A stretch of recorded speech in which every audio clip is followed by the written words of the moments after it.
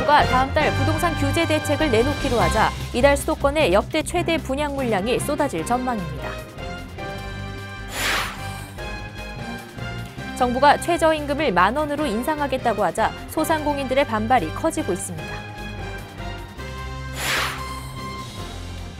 AI의 확산으로 급등한 백신 관련 업체들의 주가가 다시 쉽게 하락할 수 있어 주의해야 한다는 지적이 나옵니다.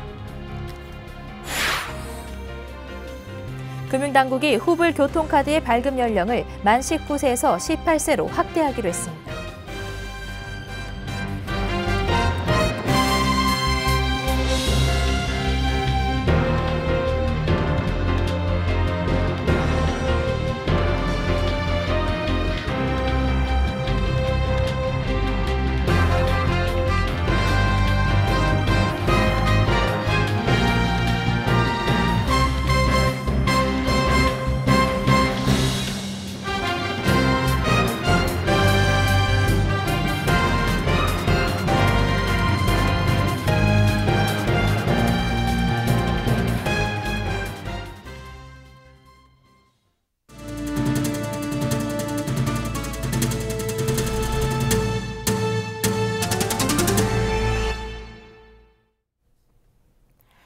시청자 여러분 안녕하십니까? 센 경제 현장 양한나입니다. 정부가 부동산 시장 과열을 막기 위해 이르면 다음 달 부동산 규제를 강화하는 내용의 대책을 발표할 것으로 알려지면서 건설사들이 밀어놨던 분양 물량을 쏟아내고 있습니다. 청약 시장이 냉각되기 전에 공급 물량을 처분하겠다는 건데요. 이번 달 일반 분양 물량은 52,000여 가구로 6월 기준 사상 최대입니다. 부동산 가격 급등을 주도하고 있는 수도권을 중심으로 대출 규제에 나서야 한다는 목소리가 높아지고 있습니다. 보도에 정창신 기자입니다. 이달 수도권 분양시장에 역대 최대 분양 물량이 공급될 예정입니다. 리얼투데이 조사에 따르면 전국 69곳 6만 4천여 가구 분양 물량 중 5만 2천여 가구가 일반 분양됩니다. 지난달 일반 분양과 비교해 3배가량 많은 물량이면서 6월 기준 역대 최대 물량입니다. 업계에선 시행 건설사들이 대선으로 밀어놨던 분양 물량을 부동산 관련 규제가 시작되기 전 쏟아내려 하기 때문으로 분석하고 있습니다. 분양 물량은 수도권의 60%가 넘는 3만 2천여 가구가 집중됐습니다. 정부는 수도권을 중심으로 주택 가격이 급등하면서 대출 규제 등 부동산 안정책을 준비하고 있습니다. 특히 신규 아파트 분양 시 적용되는 집단대출이 가계대출 급증으로 이어지고 이것이 부동산 시장 과열을 부추기는 악순환으로 이어지고 있다는 분석입니다. 집단대출은 청약자 소득에 관계없이 무차별적으로 대출이 이루어지고 있는 실정입니다.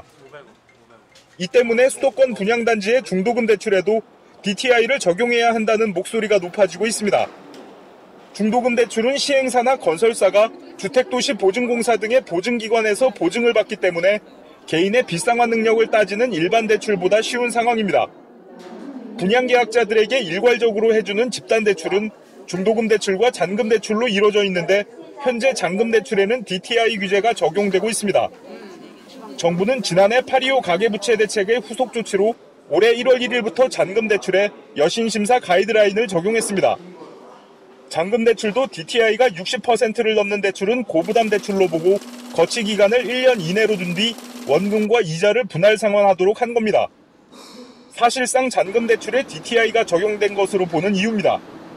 중도금 대출에 DTI를 적용하면 주택 수요자들은 분양받을 때부터 상환 능력을 고민해 청약에 나서야 하는 만큼 자금이 부족한 수요자라면 쉽게 청약에 나서기 어려울 것으로 관측됩니다. 업계에 따르면 보통 새 아파트 분양을 받으면 계약금과 중도금 대출 5, 6회, 입주 전 잔금 대출로 분양 금액을 나눠내고 있습니다. 한편 오는 7월 말 LTV DTI 규제 완화가 종료될 예정이지만 이보다 앞선 이달 중 정책 결정을 서둘러 발표할 수도 있다는 얘기도 나오고 있습니다. 서울경제TV 정창신입니다.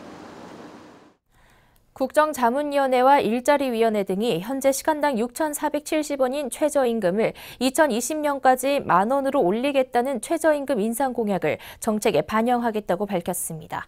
하지만 최저임금 인상이 이뤄지면 편의점과 빵집 등 이른바 아르바이트 학생을 고용하는 점주 입장에선 인건비 부담이 커집니다.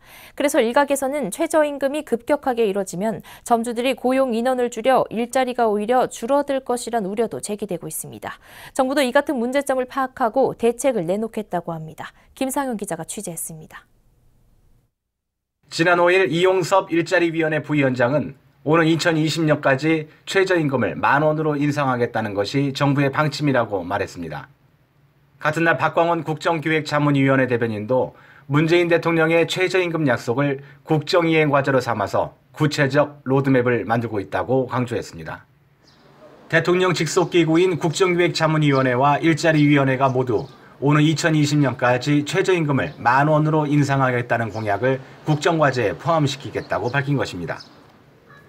하지만 최저임금 인상을 부담스러워하는 소상공인들의 시름은 깊어져만 갑니다. 현재 6,470원인 최저임금이 당장 10,000원으로 올라가진 않겠지만 불과 수년 내에 10,000원으로 올라가면 인건비 부담이 그만큼 늘어나기 때문입니다. 수익성 악화를 감내하든지 점원수를 줄이든지 선택해야 합니다. 중기청과 소상공인연합회 등은 소상공인들의 건의사항을 듣기 위해 최근 간담회도 열었습니다. 그 자리에서는 특히 최저시급에 가까운 종업원을 많이 사용하는 편의점의 경우에 인건비 부담이 100만 원 넘게 증가한다는 얘기가 있었고요. 이러한 비용 증가를 상쇄할 수 있는 충분한 지원 대책이 필요하다는 그러한 요구가 많았습니다. 특히 이제 점포 운영 비용 중에서 가장 큰 비중을 차지하는 카드 수수료 인하, 소상공인 적합업종 지정 문제, 그리고 고용보험을 비롯한 사회보험료의 부담 경감을 요구하는 목소리가 많았습니다. 이에 따라 국정기획자문위원회는 소상공인 정책자금 지원 확대와 최저임금 인상분 하도급 납품 단가 반영 등과 같은 영세 자영업자와 중소기업 지원 대책을 마련한다는 방침입니다. 아울러 소상공인들의 건의사항인 카드 수수료 인하와 부가세 경감 등의 조치를 마련한다는 입장입니다. 서울경제TV 김상용입니다. 지난 겨울 1조 원이 넘는 피해를 입혔던 조류 인플루엔자 AI가 다시 퍼지면서 이른바 방역 테마주로 불리는 백신 방역 관련 업체들의 주가가 오름세를 보이고 있는데요. 하지만 전문가들은 방역 테마주의 상승세가 대부분 실제 기업의 실적과는 관련이 없고 주가가 쉽게 떨어질 수 있기 때문에 주의해야 한다고 경고합니다. 김성훈 기자입니다. 조류 인플루엔자 AI가 전국으로 빠르게 확산되면서 정부는 어제 조류 독감 위기 경보를 경계에서 최고 단계인 심각으로 올렸습니다. 50일 만에 3천만 마리의 가금류를 살처분했던 지난 겨울의 악몽이 되살아날지도 모른다는 우려에 주식시장도 주춤하는 모습을 보였지만 AI를 호재로 여기는 이른바 방역 테마주 종목들은 오름세를 유지했습니다. 현재 방역 관련주로 분류되는 종목들은 체시스, 제일바이오, 중앙백신, 진원생명과학, 파루, 이글벳, 넥스트비티, 팜스웰바이오 등입니다. 이들은 대부분 백신, 방역 관련 기업이거나 동물의약품에 관련된 업체들로 구제역이나 AI 등 가축 전염병이 발생할 때마다 주가가 급등락을 반복했던 종목들입니다. 실제로 지난 4일 정부가 AI 위기 경보 단계를 경계로 올렸다는 소식이 퍼지면서 이들 종목의 주가는 장중 가격 제한폭까지 급등하기도 했습니다. 오늘도 계열사를 통해 동물용 의약품을 생산하는 체시스의 주가는 3.14% 상승했습니다. 증시 전문가들은 방역 테마주의 경우 정치 테마주와 마찬가지로 반짝 주가가 급등했다가 병이 진압되면서 빠르게 떨어지는 경우가 많아 주의해야 한다고 조언합니다. 실제 의약품이 없거나 관련이 적은 종목이라도 이슈로 인해 주가가 오르는 테마주의 특성상 매도 시기를 놓친 개인 투자자들이 피해를 볼 우려가 크다는 설명입니다. 지난 2월에 구제역 테마주로 9% 가까이 급등했던 사조 오양, 신라SG 등도 하루 만에 10% 넘게 주가가 떨어졌습니다. 서울경제TV 김성훈입니다. 금융위원회가 후불 교통카드 겸용 체크카드의 발급 연령을 만 19세에서 만 18세 이상으로 낮추기로 했습니다. 통상 대학에 입학하는 나이가 만 18세인 현실을 감안해 이들의 불편함을 해소하기 위한 건데요. 이 밖에도 시군, 구에 국한된 신용협동조합의 영업 범위도 현실적인 생활권과 경제권이 고려되도록 하는 등 관련 시행령 개정안을 입법 예고했습니다. 정홍규 기자입니다. 만 19세 이상만 받을 수 있던 후불 교통카드를 오는 10월부터는 만 18세 이상이면 발급받을 수 있습니다. 또 신용협동조합의 영업 범위가 확대되고 저축은행의 부실 대출을 방지하기 위한 여신 심사 기준이 마련됩니다. 금융위원회는 이 같은 내용의 여신 전문 금융업법, 신용협동조합법, 상호저축은행법 시행령 개정안을 마련해 입법 예고했습니다. 후불 교통카드는 먼저 사용하고 나중에 결제하는 방식이라 신용카드로 취급돼 그간 만 19세 이상만 발급받을 수 있었습니다. 하지만 대학에 입학하는 나이가 만 18세임을 감안해 이번에 발급 연령 기준을 현실화한 겁니다. 주 사무소가 위치한 시군구에 국한된 신협의 영업 범위는 경제권과 생활권을 고려해 인접한 한 개 시군구까지 확대할 수 있습니다. 단 재무 건전성과 서민금융 지원 실적 등을 기준으로 금융위의 승인을 받아야 합니다. 저축은행의 부실대출 방지를 위해서는 여신심사 기준을 신설하고 위반 시 제재 근거를 마련하기로 했습니다. 금융위는 앞으로 감독 규정으로 여신심사의 원칙과 방법, 절차 등을 구체화할 예정입니다.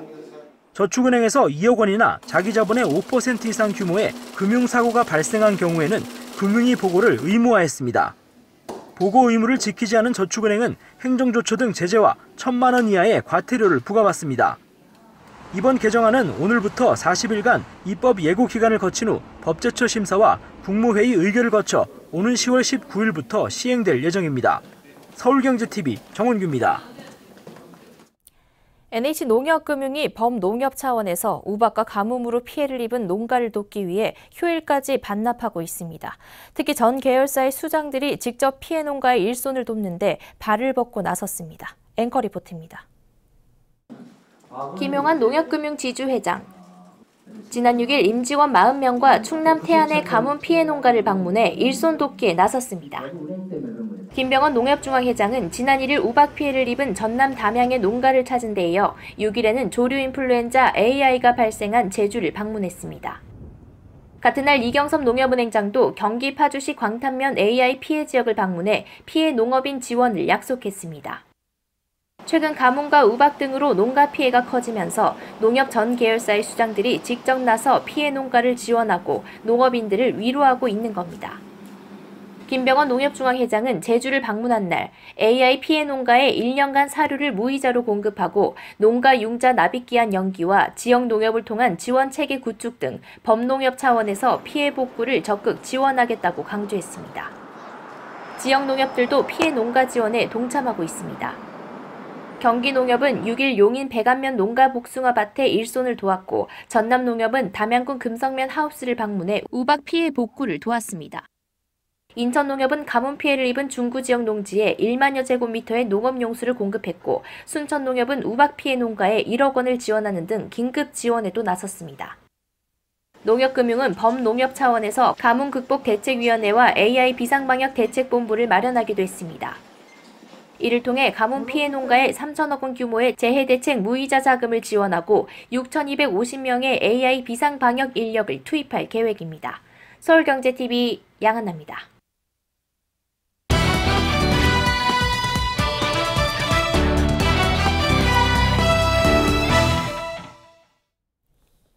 문재인 대통령의 대표적인 공약 중 하나였던 통신비 인하는 기본료를 폐지해 서민들의 통신비 부담을 줄이겠다는 건데요. 주무부처인 미래창조과학부가 마땅한 대안을 내놓지 못하면서 새 정부 인수위 역할을 하고 있는 국정기획자문위원회가 미래부를 강하게 압박하고 나섰습니다. 어제 업무 보고를 받지 않겠다고 선언한 데 이어 오늘은 이번 주말까지 이행 방안을 제출하라고 최후 통첩을 내렸습니다. 이렇게 국정위가 초강수를 두면서 통신비 인하가 이뤄질 가능성이 높아지고 있습니다. 이보경 기자와 이야기 나눠보겠습니다. 안녕하세요. 안녕하세요. 네, 국정기획자문위원회가 통신비 인하를 서두르라고 미래창조과학부를 강하게 압박하고 있다고요? 네, 그렇습니다. 국정기획자문위원회는 미래부가 이번 주말까지 통신비 인하 이행 방안을 제출하라고 통보를 했습니다. 국정기획위는 어제 미래부가 통신비 인하에 대한 진정성이 없어 이후 업무 보고를 중단하겠다며 초강수를 뒀지만 오늘 오전 회의를 열고서 주말까지 조정안 제출이 이뤄질 경우 업무 보고를 재개하기로 결정했습니다. 아울러 국정기획위는 이동통신사와 소비자단체 등 통신요금 관련 이해 당사자를 직접 만나면서 의견 수렴에 나서겠다고 밝혔습니다. 미래부에게 의견 수렴을 맡겼지만 논의가 전혀 진전되지 못했다면서 앞으로는 직접 의견을 듣겠다는 겁니다. 네. 그런데 미래부는 왜 기본료 폐지에 이렇게 뜨뜻미근한 태도를 보이고 있는 건가요? 네. 그동안 미래부는 개별 업체 서비스 가격에 정부가 개입하는 것은 법적 근거가 없다고 밝히고 있습니다. 또 무리하게 기본료를 폐지할 경우에 업체가 적자로 돌아서면서 미래 성장 동력에 문제가 생길 수 있다며 기본료 폐지를 단계적으로 진행해야 한다는 입장이었습니다. 그러나 미래부는 정부가 초강수를 두면서 어떻게든 대책을 만들어내야 하지 않겠느냐는 게 내부의 분위기입니다. 미래부 관계자는 당혹감을 감추지 못하면서 시장 현실과 국정기획위의 요구 사이에서 최대한 접점을 찾아서 대책을 마련하겠다고 밝혔습니다. 통신업계에서는 기본료가 폐지되면 적자가 생기게 되고 5G 등 미래 준비가 불가능한 상황이 된다는 이유로 강하게 반발하고 있습니다. 반면에 국정기획위는 통신비 인하 여지가 충분하다고 보고 있는데요. 업계에서는 기본료 폐지 논의가 지지부진할 경우에 국정위가 통신요금 원가 공개라는 카드를 꺼내드는 게 아니냐는 관측도 조심스럽게 나오고 있습니다. 네, 국정위가 이렇게 강하게 밀어붙이는 걸로 봐선 기본료 폐지 등 대책이 어떻게든 마련되지 않을까 하는 생각이 드는데요. 기본료 폐지를 하지 않고 통신비를 인하시킬 수 있는 방법은 없나요? 네, 기본료 폐지 논의와는 별도로 이 제품과 서비스의 가격을 투명하게 공개함으로써 통신비 인하를 유도하는 방법이 있습니다. 단말기 보조금 분리공시제가 대표적인 예인데요. 최근 LG전자가 방송통신위원회에 분리공시제 찬성 의견을 전달하면서 분리공시제를 통한 가격 인하 기대감도 나오고 있습니다. 단말기 보조금 분리공시제는 제조사와 통신사가 지급하는 지원금을 각각 공시하는 것을 말하는데요. 분리공시제가 도입되게 되면 소비자들은 좀 더 정확한 정보를 얻게 되기 때문에 기업들이 실시했던 보조금 내역이 자세하게 공개가 되고 또 제조사의 출고가를 낮추라는 근거가 된다는 겁니다. 지난 2014년 10월에도 이 분리공시제 도입이 추진됐다가 삼성전자가 해외 시장 마케팅 협상력이 약화된다는 이유로 이 분리공시제 반대를 해서 무산이 됐는데요. 이번에 LG전자가 찬성 입장을 전하면서 국면 전환이 생기고 있는 겁니다. 네, 제조사가 입장을 선회하면서 분리공시제 도입에 힘이 실릴 것 같은데요. 이 밖에도 어떤 방안들이 검토되고 있습니까? 네. 제사, 이동통신사 선정 등의 방안이 주목을 받고 있는데요. 경쟁을 활성화시켜서 요금 인하를 이뤄내겠다는 의미에서 제사, 이통사 선정도 고려하고 있는 것으로 알려졌습니다. 그러나 이 제사, 이통사는 2010년부터 총 7차례에 걸쳐서 번번이 결실을 맺지 못했기 때문에 이 방안이 추진될 수 있을지 성공할 수 있을지는 미지수입니다. 또 이런 제도를 떠나서 최근 기업 자체적으로도 통신비 인하가 추진되고 있는데요. 알뜰폰 업계 1위인 헬로모바일이 통신 3사 선택 약정보다 할인율이 최대 2배에 이르는 할인 프로그램을 내놨습니다. 2년간 매월 요금에서 최대 40%까지 할인해주는 프로그램인데요. 통신 3사가 선택 약정을 택하게 되면 20%까지 할인해주는 데 비하면 통신비 절약폭이 큽니다. 네, 지금까지 가계통신비 인하 이슈에 대해 이보경 기자와 이야기 나눠봤습니다. 오늘 말씀 고맙습니다.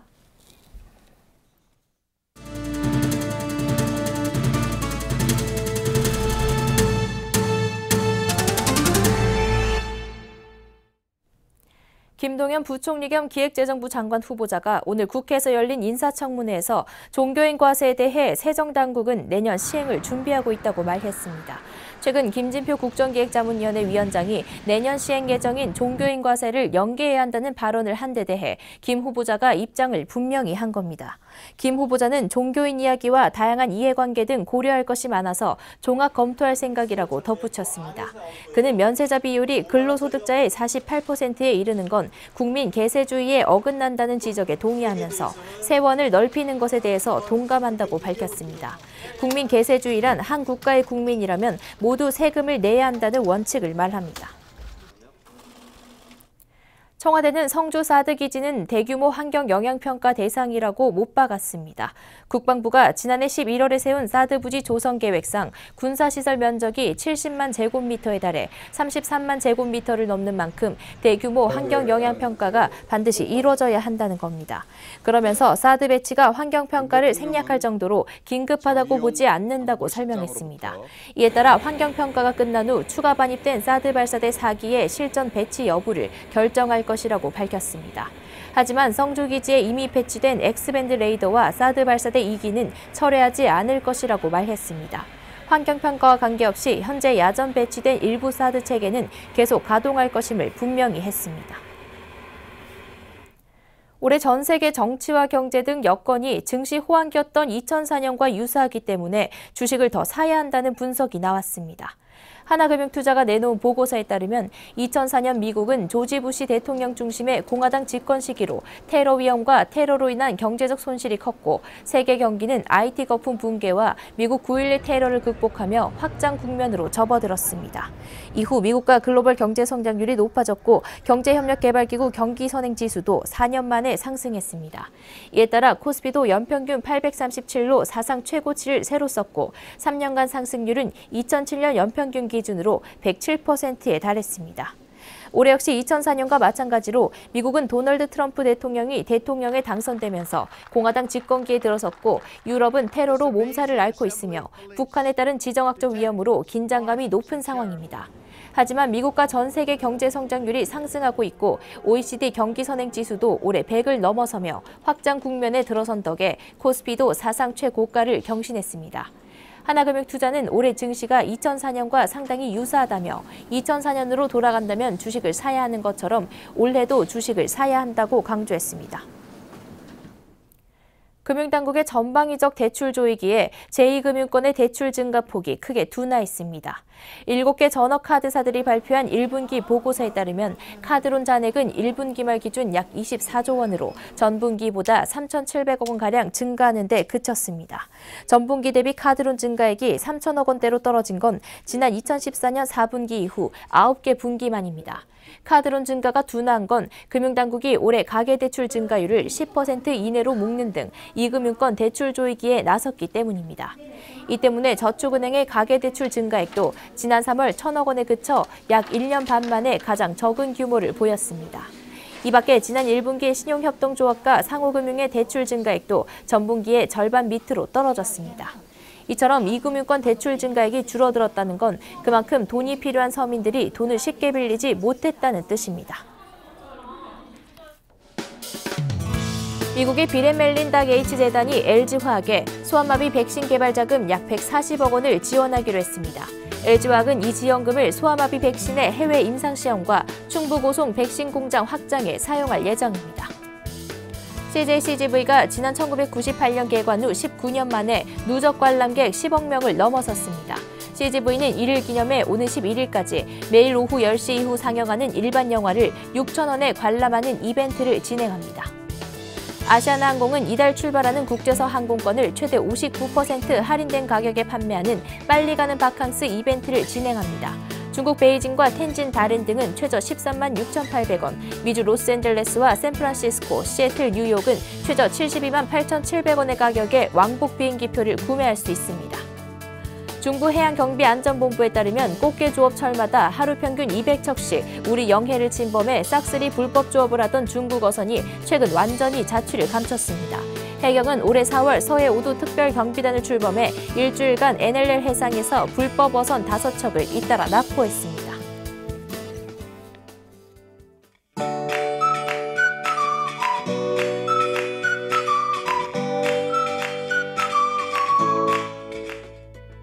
안녕하세요. K웨더 라이프스타일 예보 윤진열입니다. 전국에 내리던 비는 이제 거의 다 그쳤습니다. 지금은 강원도와 경북 일부 지역에만 비가 오고 있는데요. 이 비도 밤이면 모두 그치겠습니다. 내일은 점차 맑은 하늘 되찾으면서 낮부터는 기온이 다시 오르겠습니다. 내일 서울의 낮 기온 27도로 오늘보다 7도가량 높겠고요. 대구도 29도까지 오르면서 다시 초여름 더위가 찾아오겠습니다. 또 맑은 하늘 아래 햇볕도 강하겠습니다. 전국의 자외선 지수 나쁨 단계로 예상되는데요. 강한 자외선은 피부와 시력에 악영향을 주는 만큼 자외선 차단에 반드시 신경 쓰시기 바랍니다. 내일 우리나라는 남해상에 위치한 고기압의 영향을 받겠습니다. 그럼 자세한 지역별 내일 날씨는 나절 예보를 통해 알아보겠습니다. 중부지방 점차 맑은 하늘 보이겠습니다. 아침 기온 15도 안팎, 낮 기온 27도 안팎으로 일교차가 크게 나겠습니다. 동해안 지방 구름 많다가 점차 맑아지겠고요. 속초와 강릉의 낮 기온 29도로 예상됩니다. 남부지방 대체로 맑은 가운데 낮 동안 30도 가까이 오르면서 초여름 더위 보이겠습니다. 바다 물결은 동해상에서 최고 3m로 높게 일겠습니다. 당분간 비 소식이 잦습니다. 금요일과 토요일에는 전국 곳곳에 소나기가 지나는 곳이 있겠고요. 일요일에는 남부지방을 중심으로 비 소식이 있습니다. 날씨였습니다.